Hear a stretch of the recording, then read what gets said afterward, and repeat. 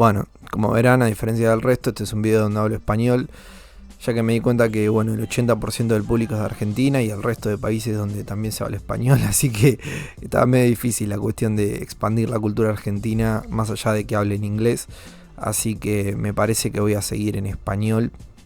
Espero que igual se queden porque vamos a estar tratando temas de la cultura argentina en general y particularmente de fútbol, así que nada, más que eso, empezamos con el video.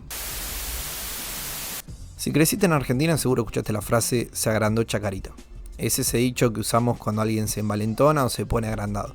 Pero ojo, esta frase tiene una historia increíble atrás y un origen más profundo de lo que imaginás. Hoy te cuento de dónde salió y cómo se volvió parte de nuestro lenguaje cotidiano. Cuando alguien se siente más importante de lo que realmente es común que en Argentina le digan "se agrandó Chacarita". Tu amigo cumplió su sueño y está RG, se agrandó Chacarita. Ese compañero de trabajo pide un aumento porque cree que lo merece, ahí lo tenés, se agrandó Chacarita. Pero, ¿por qué Chacarita y no otro equipo? La historia más famosa se remonta al año 1969, en ese entonces el modesto Chacarita Juniors le ganó a River Plate por 4-1 y salió campeón del torneo metropolitano. Este fue su primer y hasta ahora único título de la máxima categoría. Esa tarde Chacarita se agrandó y venció a uno de los grandes del fútbol argentino y así nació la leyenda, o al menos eso creíamos.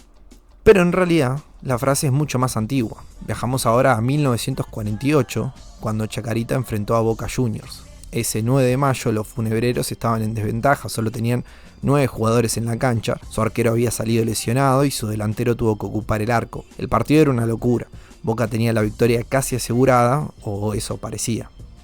Con 9 jugadores y un arquero improvisado, todo indicaba que Chacarita iba a perder, pero entonces pasó lo inesperado. El delantero Francisco Campana hizo 3 goles en los últimos minutos del partido y selló un triunfo épico de 5-1. Ese día Chacarita aplastó a Boca y Noticias Gráficas, un diario vespertino, dio el golpe con un título memorable: "Se agrandó Chacarita". Así nació la frase que hoy forma parte de nuestro día a día.